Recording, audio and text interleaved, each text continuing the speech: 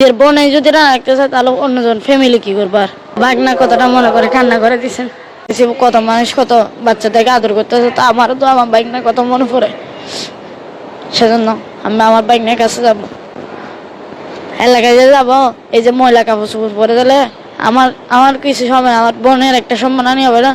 যে তুকের মতো মারছে তাই লেগে আমি কিছু কাপড় চোপড় কিনবো নতুন করে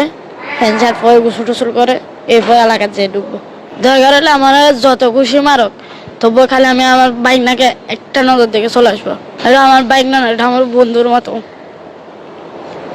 ওটা বাইক না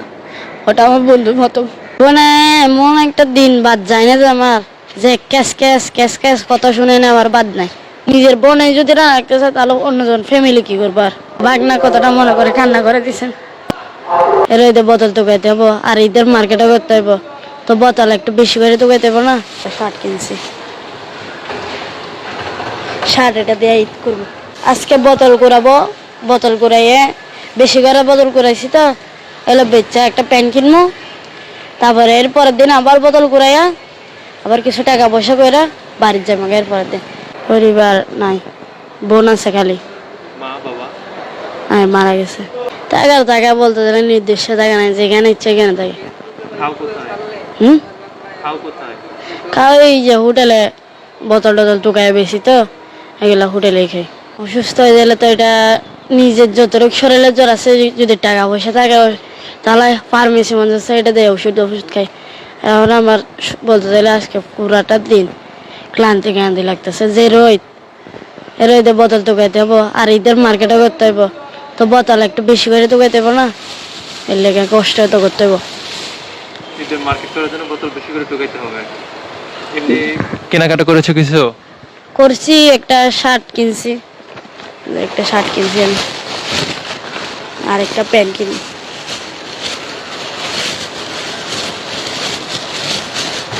এই যে একটা শার্ট কিনছি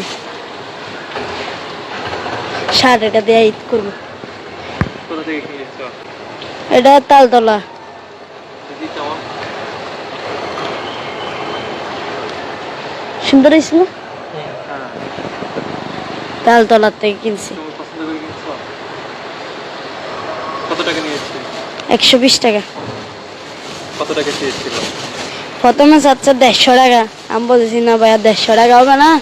আমি 120 টাকা দিচ্ছি লাস্ট দাম হইলে দিয়ে দাও না হইলে নাই তারপর দিচ্ছে না তখন যখন একটু করে আড়ে চলে আসছি তখন আবার ডাক মারে দিছে আর কি কিনবো আর আজকে বোতল কুড়াবো বোতল কুড়াইয়ে বেশি করে বোতল কুড়াইছি তো এলো বেচ্চা একটা প্যান্ট কিনবো তারপরে এর পরের দিন আবার বোতল কুড়াইয়া আবার কিছু টাকা পয়সা করে বাড়ির যাবো এর পরের দিন বাড়িতে যাবা বাড়ি কোথায় হ্যাঁ তোমার বাড়ি কোথায় চট্টগ্রাম বাড়িতে কি আছে কার কাছে যাবা